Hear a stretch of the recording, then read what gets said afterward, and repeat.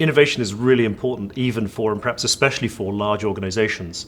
Often it's hard for them, and particularly if they think innovation is this sort of 10x crazy startup entrepreneur out at the frontier, it's hard for a well-established organization to achieve that kind of agility and speed. But it's really important for our large organizations and our large companies to find ways for their leaders to encourage innovation in their organizations.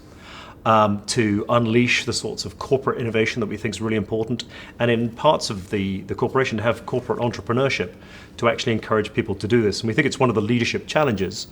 Many of the senior leaders we meet in the private sector are really interested in achieving innovation in their organization. It's what the CEO or the chairman or the board is telling them to do.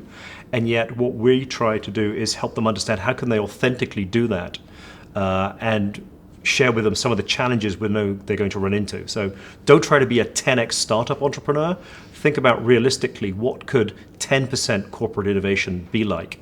It's much more than just Six Sigma continuous improvement. That should be just part of business as usual. It requires an innovative mindset.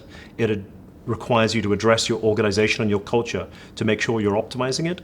And there's a real role for leadership. Even if the senior leaders personally don't feel that they are the most entrepreneurial, innovative, or tech-savvy people in their organization, there's a role for those leaders to create the permission space to encourage innovation, put guardrails around it so they don't run into problems, but it's really important to have leadership find a way to take forward innovation authentically.